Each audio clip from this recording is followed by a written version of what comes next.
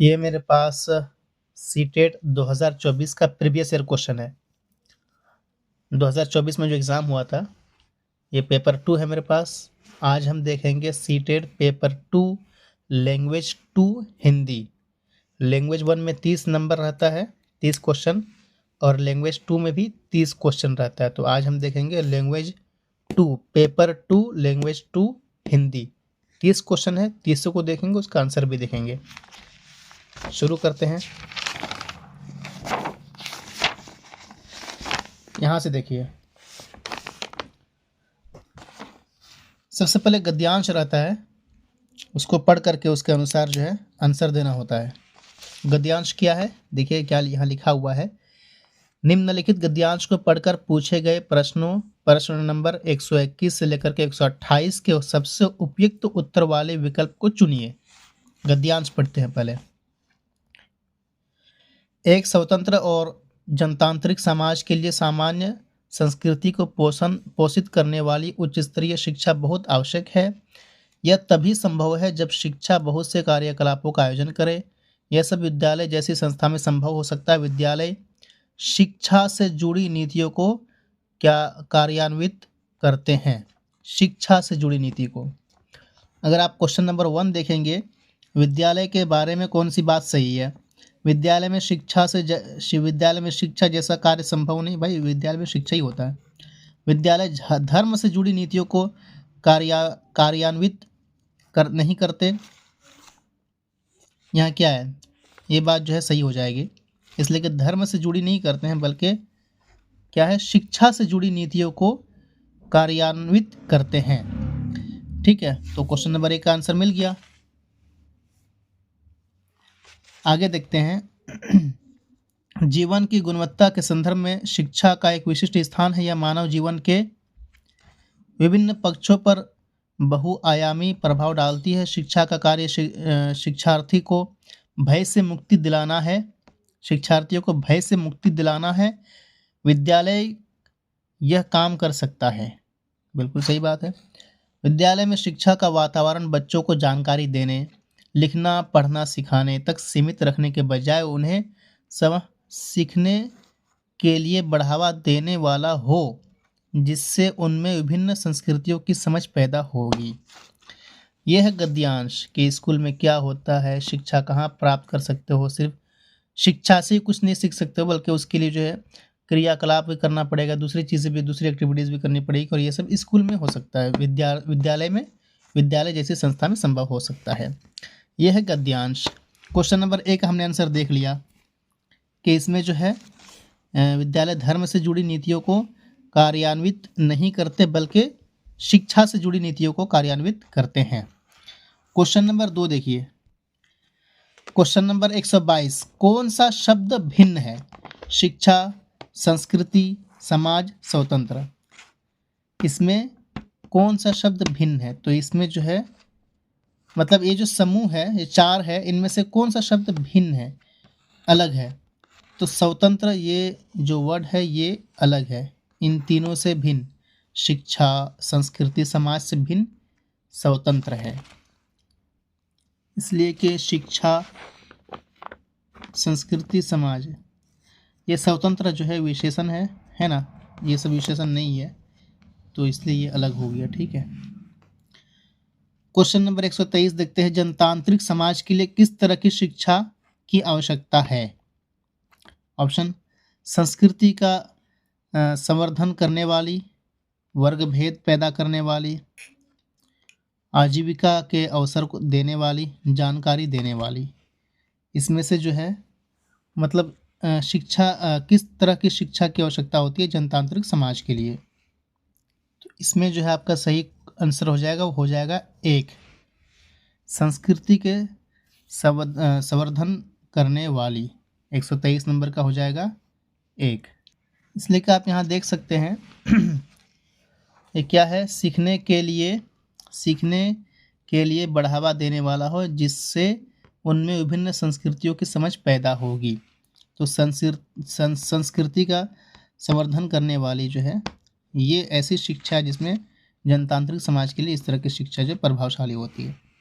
Question number 124, जनतांत्रिक में कौन सा प्रत्यय है, यानी कि कौन सा वर्ड है जो लास्ट में ऐड है। मतलब प्रत्यय का मतलब होता है कि जो शब्द के अंतर में जुड़ करके एक नया वर्ड बना दे। ठीक है, जनता, जनतंत्र, तो जनतंत्र हो गया, और लास्ट में कौन सा वर्ड मिला हुआ कि जनतंत्रिक हो गया, तो लास्ट में जो इक वर्ड मिला हुआ, इक, जनतंत्र, जनतंत्र, एक जनतंत्रिक हो गया। ठीक है, तो इक यहाँ वर्ड मिला हुआ है लास्ट में। ठीक है, तो यहाँ क्वेश्चन नंबर 124 का क्या आंसर हो जाएगा, 3 नंबर हो जाएगा। क्वेश्चन नंबर 125 देखिए, विद्यालय का परिवेश कैसा होना चाहिए, जानकारी देने वाला, सब अधिगम को बढ़ावा देने वाला, पढ़ना सिखाने वाला, लिखना सिखाने वाला। अब इसका जो है अब अगर कोई नेगेटिव पॉजिटिव सोचेगा तो भाई बोलेगा तो ये तो सारी चीज़ें पॉजिटिव है, तो इसका जो है क्वेश्चन नंबर 125 का हो जाएगा नंबर 3 हो जाएगा, अधिगम को बढ़ावा देने वाला। अधिगम क्या होता है, अधिगम होता है कोई चीज़ सीखना, लर्न को बोलते हैं अधिगम। अब अगर यहाँ पर गद्यांश में देखिएगा आप, तो यहाँ पर क्या है, जानकारी देने, लिखना, पढ़ना, सिखाने तक सीमित रखने के बजाय उन्हें सब सीखने के लिए बढ़ावा देने वाला हो, सीखने के लिए। ठीक है, यानी कि लर्न के लिए, अधिगम को बढ़ावा देने के लिए। तो आपका विद्यालय का परिवेश कैसा होना चाहिए, अधिगम को बढ़ावा देने वाला। 125 का हो जाएगा, 3 नंबर हो जाएगा। अब यहाँ देखते हैं क्वेश्चन नंबर 126, विद्यालय का संधि विच्छेद होगा, यानी कि विद्यालय किन किन वर्ड से मिल के बना है। तो विद्यालय जो है इससे बना है, विद्या प्लस आलय से। ठीक है, विद्यालय का तोड़ क्या होगा, विद्या प्लस आलय, इन 2 वर्ड से मिलकर के बना है विद्यालय, ज्ञान का घर। ठीक है, अब देखते हैं 127, गद्यांश के अनुसार शिक्षार्थी को भय से मुक्ति दिलाने का कार्य किसका है, शिक्षा का है। ठीक है, शिक्षा के बारे में बात हो रही ना। गद्यांश के अनुसार शिक्षार्थियों को भय से मुक्ति दिलाने का कार्य शिक्षा का है। ठीक है, यहाँ पर देख भी सकते हैं, यहाँ लिखा भी हुआ है, शिक्षा का कार्य शिक्षार्थियों को भय से मुक्ति दिलाना है। तो वही वाला आंसर है यहाँ पर जो लिखा हुआ है, शिक्षा जो है बच्चों को जो है, स्टूडेंट को भय से मुक्ति दिलाता है। ठीक है, क्वेश्चन नंबर 128, शिक्षा किस प्रकार से संस्कृति को पोषित करने वाली बन सकती है, शिक्षा किस प्रकार से संस्कृति को पोषित करने वाली बन सकती है। ऑप्शन 1, बच्चों को तरह तरह की सूचनाएं दे करके। ऑप्शन 2, बच्चों में पठन लेखन का कौशल विकसित करके। ऑप्शन नंबर 3, बच्चों को विद्यालय में नामांकित करके, एडमिशन करा करके। नंबर 4, बच्चों के लिए बहुत से क्रियाकलापों का आयोजन करके। तो आपका जो है यहाँ पर 128 का हो जाएगा 4 नंबर, बच्चों के लिए बहुत से क्रियाकलापों का आयोजन करके। ऊपर में गद्यांश में इस पर बात हुई है, आप लोग देख लीजिए। गद्यांश को ध्यान से पढ़ने से ना बहुत सारा क्वेश्चन का आंसर आपको मिल जाएगा। ठीक है, यह हो गया 128 का 4 नंबर। अब देखते हैं 129,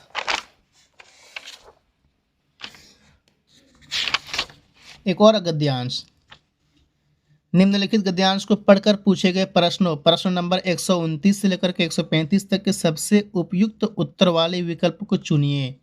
ये जो है ना सबसे उपयुक्त, मतलब किसी क्वेश्चन का आंसर 2-3 हो सकता है, लेकिन उसमें से जो सबसे उपयुक्त होता है, जो सबसे मतलब अहम होता है, उसको चुनने के लिए बोला जाता है। तो सीटेट का ना ये बहुत ही मतलब पॉइंट वाली बात है भाई।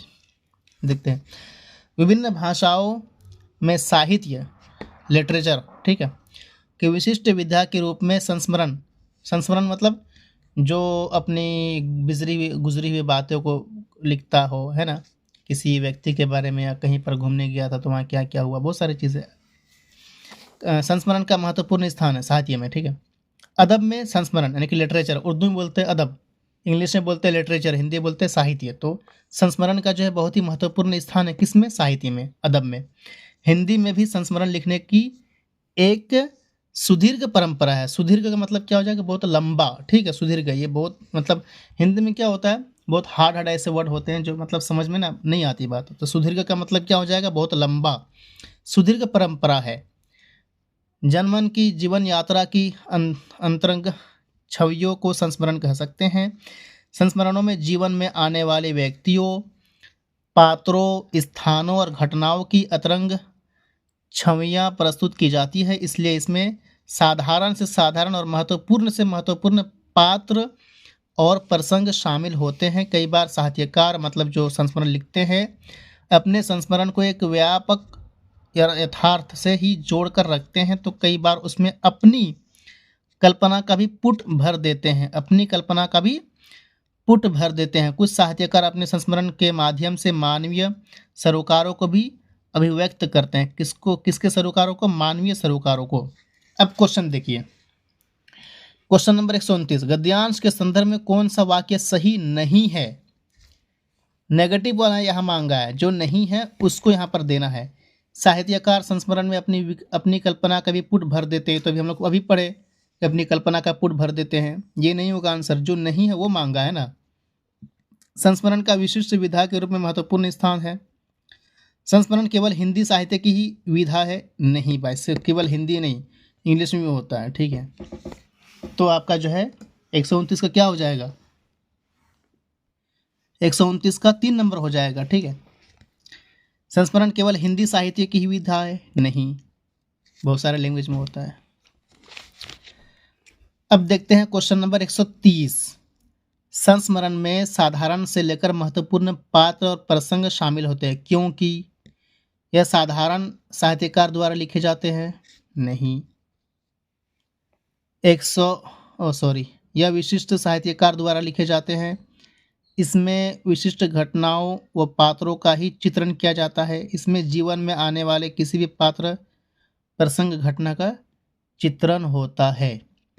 तो इसमें क्या आपका ऑप्शन नंबर 4 सही हो जाएगा। इसमें जीवन में आने वाले किसी भी पात्र, प्रसंग, घटना का चित्रण होता है।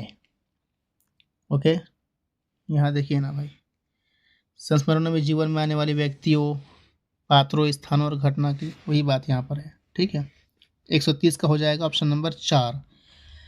अब 131 देखते हैं, गद्यांश के अनुसार संस्मरण क्या है।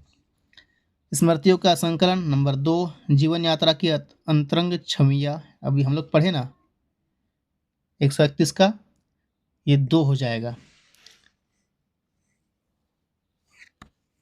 ये घटनाओं की अंतरंग छवियां प्रस्तुत की जाती है, तो आपका जो है 131 का हो जाएगा 2 नंबर, ठीक है। जीवन यात्रा की अंतरंग छवियां पेश की जाती है, ठीक है। 132, कुछ साहित्यकार संस्मरण के माध्यम से क्या अभिव्यक्त करते हैं। मानवीय सरोकार, समाजवादी दृष्टिकोण, वैज्ञानिक चेतना, संघर्षशीलता। यहाँ पर हम लोग पढ़े ना कुछ साहित्यकार अपने संस्मरण के माध्यम से मानवीय सरोकारों को भी अभिव्यक्त करते हैं। मानवीय सरोकार, तो आपका 132 का हो जाएगा ऑप्शन नंबर 1, मानवीय सरोकारों का जो है उसका भी अभिव्यक्त करते हैं। ओके, क्वेश्चन नंबर 133, सुदीर्घ का अर्थ क्या, भी मैंने बताया, अभी मैंने पढ़ा ना यहाँ पर। हिंदी में भी संस्मरण लिखने की एक सुदीर्घ परंपरा, बहुत लंबा परंपरा है, ठीक है। मैंने बताया, मैंने ये भी कहा कि हिंदी में बहुत सारे मुश्किल वर्ड होते हैं, तो सुदीर्घ का अर्थ क्या, बहुत लंबा हो जाएगा। तो 133 का ऑप्शन नंबर 4 हो जाएगा बहुत लंबा। प्रस्तुत गद्यांश साहित्य की किस विधा के बारे में है। इसमें जीवनी के बारे में बात हो रही है, कहानी या संस्मरण या निबंध। संस्मरण, ठीक है, संस्मरण के बारे में बात हो रही है। 134 का 3 हो जाएगा। ओके, 135 का देखते हैं, भिन्न शब्द समूह की पहचान करें। अब इनमें से भिन्न शब्द जो है उसको पहचान करना है। जीवन यात्रा, सुदीर्घ परंपरा, लंबी परंपरा, बहुत लंबी परंपरा, अतरंग छवि, व्यापक यथार्थ। तो ये तीनों क्या है, विशेषण विशेषी है ना, ये तीनों क्या विशेषण विशेषी है। और 135 का ये जो ऑप्शन नंबर ए है ये भिन्न हो गया, क्या ख्याल है। तो ये सुदीर्घ परंपरा, अतरंग छवि, व्यापक यथार्थ, ये विशेषण विशेष हो गया। विशेषण विशेष होता क्या है, जैसे काला लड़का, ये हो गया विशेषण विशेष, है ना, जिसमें मतलब किसी बंदे की जो है उसके गुण, या चाहे नेगेटिव गुण हो या पॉजिटिव हो, वो बताई जा रही हो, ठीक है, विशेषण विशेष उसे कहते हैं। श्रवण के शीर्ष अधोमुखी उपागम टॉप डाउन में क्या शामिल है? टॉप डाउन में क्या होता है, पहले मतलब पूरा का पूरा कहानी सुन लिया, बाद में उसका अर्थ निकाल रहा है ना। पहले पूरा मतलब पहले सामग्री ऑडियो सुन करके उसका संदेश को सुनना। ये आपका ऑप्शन नंबर 3 वाला जो है 136 का 3 वाला यहाँ पर सही हो जाएगा, देख करके लग रहा है। सामग्री वाक्य ऑडियो के समग्र संदेश को सुनना, ठीक है। टॉप डाउन, एक बॉटम अप, टॉप डाउन, ये सारी चीज़ें होती है। कभी कभी ऐसा होता है कि पहले अल्फाज को समझ रहे हो, फिर वाक्य को समझ रहे हो, फिर जो है पूरा सामग्री समझ रहे हो। इसमें क्या है, टॉप डाउन में क्या होता है, पहले सामग्री आप समझ रहे हो, वाक्य ऑडियो के समग्र संदेश को सुनना। आपका ऑप्शन नंबर 3 वाला सही हो जाएगा, 136 का ऑप्शन नंबर 3। अब यहाँ पर देखिए, मैं 135 तक यहाँ बताया था ना, 135 तक, तो 135 तक जो है गद्यांश हो गया। अब जो है 15 नंबर जो रहता है ना, वो ये इसका रहता है, पेडागोजी का रहता है। तो लैंग्वेज 1 में भी 15 पेडागोजी रहेगा, लैंग्वेज 2 में भी 15 पेडागोजी रहेगा, 30 पेडागोजी हुआ। एसएसटी में 20 पेडागोजी रहेगा, 30 और 20 कितना हुआ, 50 पेडागोजी। और सीडीपी पूरा का पूरा पेडागोजी ही मान लो तुम, तो मतलब 80 क्वेश्चन यार, पेपर 2 में 80 क्वेश्चन पेडागोजी करेगा। अगर पेडागोजी मतलब अच्छे से पढ़ लिया ना, तो बल्ले बल्ले, है ना। अगला क्वेश्चन देखते हैं। कृपा और कृष्ण जुड़वा है और मणिपुरी की विशेष बोली बोलते हैं, हालांकि उनके बोलने में विभिन्नता है। बोली बोलने के उनके व्यक्तिगत विशेष तरीके को किस रूप में जाना जाएगा? ये जो बोली है ना, ये किसी पार्टिकुलर क्षेत्र में एक बोली बोली जाती है। आप 20-30 किलोमीटर दूर जाओगे तो लैंग्वेज वही रहेगा, लेकिन बोली वही रहेगी, लेकिन उसमें कुछ कुछ चेंजिंग आ जाती है ना।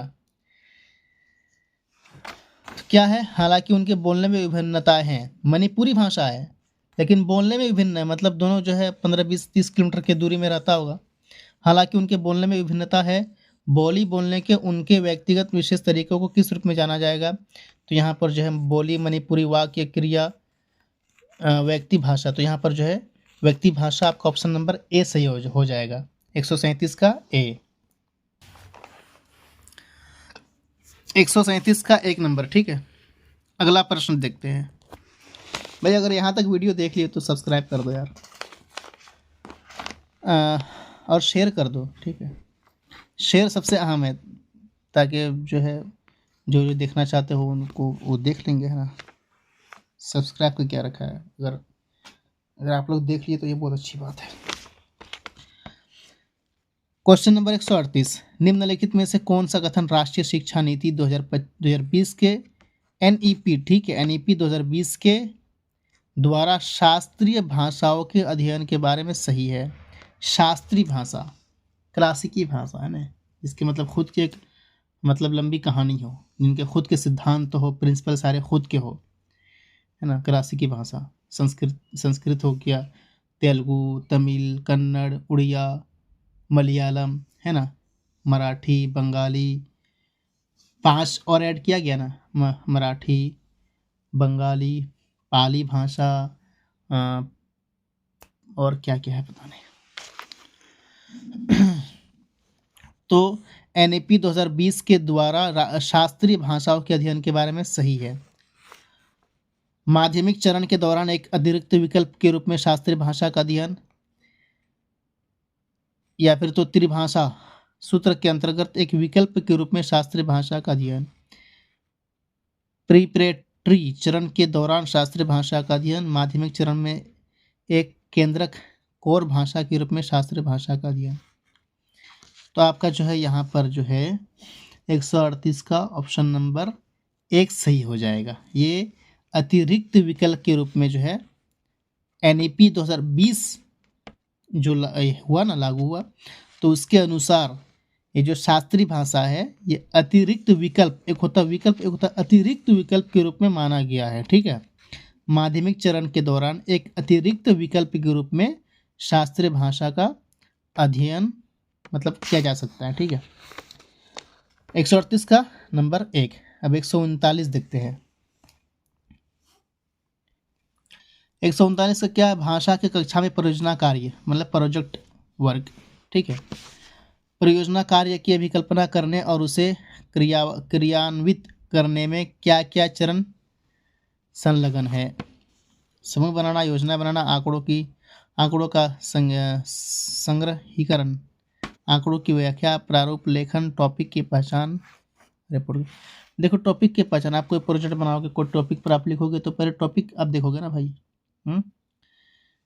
ग्रुप बनाओगे, टॉपिक देखोगे, ये सारी चीज़ें पहले होगी ना। तो यहाँ पर क्या है, टॉपिक बनाना लास्ट के मतलब सेकंड लास्ट में लिखा है, तो ये आपका गलत हो गया है ना। समूह बनाना, टॉपिक की पहचान, योजना बनाना मतलब ग्रुप बनाना, टॉपिक की पहचान करना भाई किस ग्रुप पर क्या करना है, योजना बनाना, आंकड़ों का संग्रहीकरण, आंकड़ों की व्याख्या करना, प्रारूप लेखन और रिपोर्ट फाइल तैयार करना।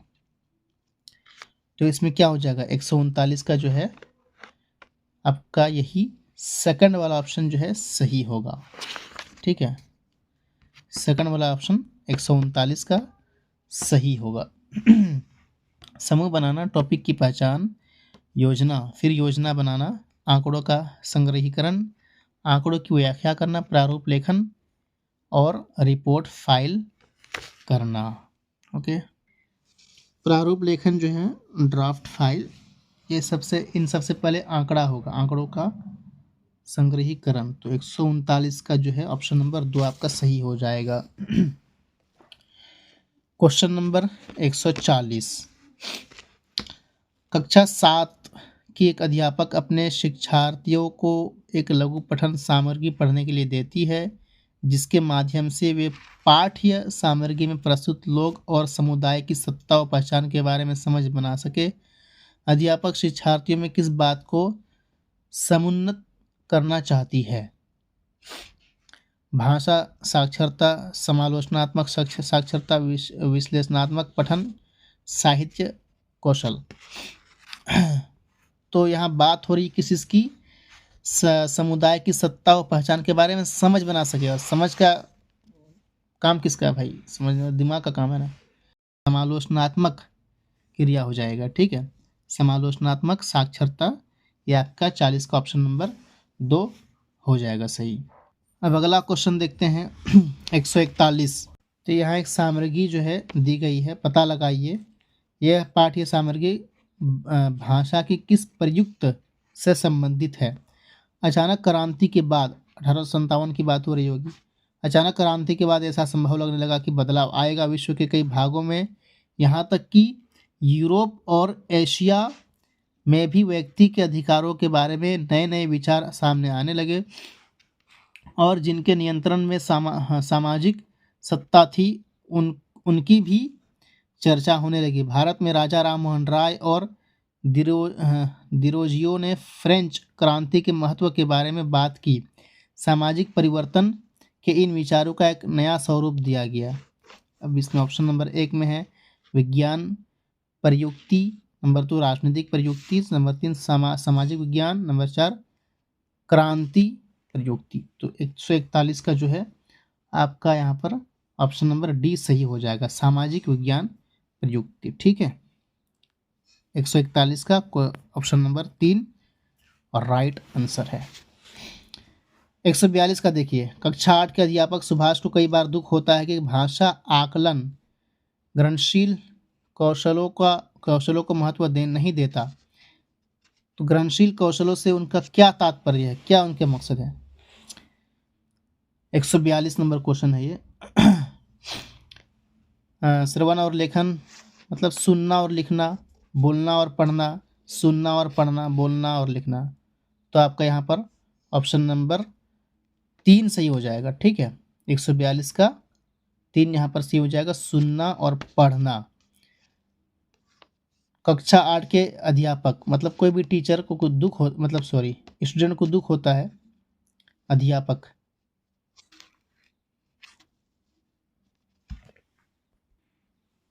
तो टीचर को दुख होता है कि कई बार दुख होता है कि भाषा आकलन ग्रहणशील कौशलों को महत्व नहीं देता है। ग्रहणशील कौशलों से उनका क्या तात्पर्य है? तो ग्रहणशील कौशल क्या है? सुनना और पढ़ना, इस कौशल की बात हो रही है। ग्रहणशील कौशल से इसका मकसद यही है, सुनना और पढ़ना। 142 का ऑप्शन नंबर 3 सही हो जाएगा। क्वेश्चन नंबर 143, भारत के संविधान में अंग्रेजी भाषा की क्या स्थिति है? यह राजकीय भाषा है, ठीक है। सह राजकीय भाषा, ये राजकीय भाषा नहीं बल्कि सह राजकीय भाषा। एक होता है राष्ट्रीय भाषा, एक होता है जैसे राष्ट्रीय पशु, तो राष्ट्रीय भाषा तो है नहीं। राजकीय भाषा, ये अंग्रेजी जो है सह राजकीय भाषा है, ठीक है। उसके बाद क्वेश्चन नंबर 144, अश्विन जन्म से ही उड़िया भाषा जानता है, मतलब इनकी मादरी जुबान है। उड़िया भाषा क्या है? मादरी जुबान है, इसको बोलते हैं पैदा होने के बाद जो वहाँ के समाज में बोली जाती है, उड़िया भाषा मान लो, ठीक है। वो हो गया अर्जन, ठीक है। तो उड़िया भाषा क्या है? अर्जन है, ठीक है। उसने अंग्रेजी और हिंदी भी पढ़ी है। ये सेकंड भाषा के ऑप्शन, मतलब ये हो जाएगा लर्न। अंग्रेजी और हिंदी उसने क्या किया? लर्न किया है, अधिगम किया है। इस कथन के आधार पर पता लगाइए कि कौन सा कथन सही नहीं है। कौन सा कथन सही नहीं है? यहाँ पर क्या है कि अंग्रेजी और हिंदी जो है ये क्या है? अधिगम है। अब यहाँ पर जो अर्जन मिलेगा, अगर अंग्रेजी और हिंदी में अर्जन मिलेगा ना, वही कथन सही नहीं होगा। तो इसमें अगर आप देखेगा तो ऑप्शन नंबर 4 में है कि उसका अंग्रेजी भाषा अर्जन है, तो आपका यही जो है सही हो जाएगा, उसका अंग्रेजी भाषा अर्जन है। तो ये आपका ऑप्शन नंबर 144 का 4 हो जाएगा, ठीक है। इसलिए कि उसका अंग्रेजी भाषा अर्जन नहीं बल्कि अधिगम है, उसने अंग्रेजी भाषा सीखा है, अर्जन नहीं है। अर्जन तो उड़िया भाषा है, तो अंग्रेजी और हिंदी अधिगम है, और यहाँ पर लिखा है कि अंग्रेजी भाषा क्या? अर्जन है। तो ये आपका ऑप्शन 4 नंबर सही हो जाएगा। जो गलत है वही मांगा ना, जो कथन गलत है वो मांगा यहाँ पर। अगला भाषा देखते हैं, अगला क्वेश्चन देखते हैं। शिक्षार्थी उस भाषा को समझते हैं और व्यवहार में लाते हैं जो एक व्यवस्था की तरह कार्य करता है। तो इसका ऑप्शन नंबर 2 आपका सही हो जाएगा, सर्वाकी यानी कि सिस्टमेटिक, ठीक है। ये आप समझ लीजिए कि शिक्षार्थी उस भाषा को समझते और व्यवहार में लाते हैं जो एक सिस्टमेटिक तरीके से होता है, उसको जो है लोग सीखने की कोशिश करते हैं। अगर किसी भाषा का कोई सिस्टम नहीं है ना, उटपटांग भाषा, तो कौन सीखेगा भाई? उसमें कौन टाइम लगाएगा? तो जो सिस्टमेटिक भाषा होता है ना, उसमें टाइम लगाते हैं, उसमें सीखते हैं। तो आपका ऑप्शन नंबर यहाँ पर 2 सही हो जाएगा। नंबर 146 देखते हैं। यांत्रिक प्रेरणा कब होती है? जब कोई व्यक्ति उपयोगिता के कारण से भाषा सीखता है, जैसे रोजगार। जब कोई व्यक्ति किसी भाषा को इसलिए सीखता है कि जिससे वो उस भाषा के सहजात वक्ता के नज़दीक आ सके। जब कोई व्यक्ति अपने समुदाय के धार्मिक और सामाजिक उत्सवों के लिए भाषा सीखता है। एक व्यक्ति पुस्तक लिखने के लिए भाषा सीखता है, तो यहाँ पर क्या होगा? यहाँ पर होगा रोजगार के लिए, ठीक है। यांत्रिक प्रेरणा मतलब किसी मकसद के लिए सीख रहा है। तो भाषा जो है अक्सर किस लिए सीखता है? नौकरी के लिए सीखता है ना। जैसे अगर मान लीजिए कोई इंग्लिश सीख रहा है ताकि बाहर में जो है नौकरी लग जाए, है ना। तो दूसरा भाषा सीखने का मकसद क्या होता है? ज़्यादा से ज़्यादा यही मकसद होता था कि नौकरी मिले, रोजगार मिले। अभी मैं हिंदी सीख रहा हूँ, हालांकि मैं उर्दू से स्कूल से उर्दू मदरसा में पढ़ा हुआ हूँ, हिंदी सीखने की कोशिश कर रहा हूँ, क्यों? नौकरी पाने के लिए, ठीक है। अब यहाँ पर देखिए 147 नंबर। भाषा के बारे में कौन सा सही नहीं है? जो नहीं है वो बताना है। भाषा पहचान अभिव्यक्त करती है, भाषा इतिहास का खजाना है, बिल्कुल सही है। भाषा मानव ज्ञान के कुल योग में योगदान देती है। कुछ भाषाएं केवल, देखो जहाँ पर केवल आ जाए ना ये सब में CDP वगैरह में, तो आप उसको गलत ही मतलब समझिए कि अक्सर केवल जो गलत ही रहता है। तो कुछ भाषाएं केवल विज्ञान और अभियांत्रिकी को ही बेहतर रूप से संप्रेषित कर सकती है। तो ये ऑप्शन नंबर 4 आपका जो है सही हो जाएगा, इसलिए कि जो गलत है वही मांगा है भाई। Question number 148।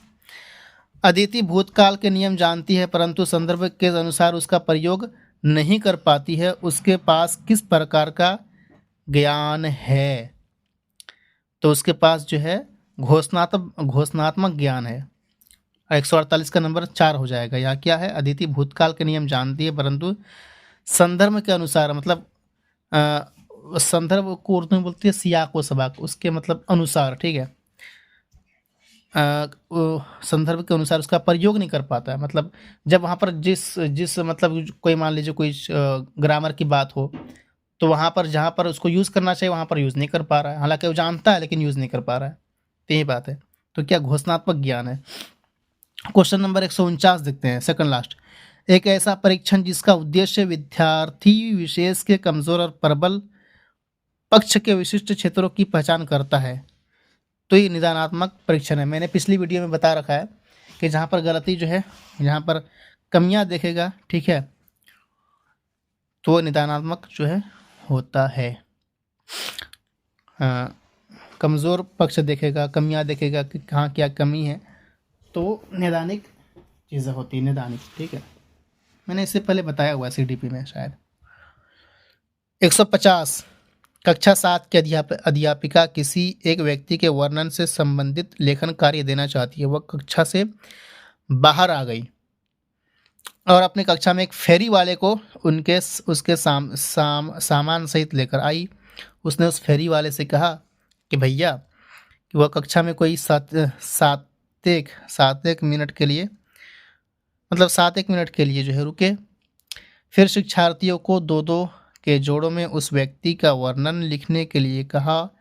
वह फेरी वाला इस गतिविधि में किस रूप में माना जाएगा। तो ये जो है मतलब बच्चा लोग पढ़ रहा है स्कूल के कक्षा के अंदर, टीचर जो है किसी फेरी वाले को ले आई पकड़ करके, बोले भाई आप मतलब आप रुक जाइए, और बच्चे जो है उस फेरी वाले के बारे में कुछ लिखने लगे, ताकि बच्चे जो है फेरी वाले के उनके बारे में लिखे, उनके बारे में सोच के लिखे, कलम कॉपी चलाए, है ना। तो ये क्या होगा, ये शिक्षण सहायक होगा, गतिविधि का एक प्रतिभागी होगा, फेरी वाला होगा, सामग्री होगा। तो आपका ऑप्शन नंबर 4 सही हो जाएगा पर, ठीक है, सामग्री, जिसको उर्दू में बोलते हैं मवाद, सामग्री हो जाएगा फिर, ठीक है। तो यहाँ पर कुल जो है 30 क्वेश्चन और इसका सटीक आंसर एंड ये सीटेड के अनुसार मैंने बता दिया है। थैंक्स अ लॉट वीडियो देखने के लिए, शेयर कर दीजिए। Thanks a lot.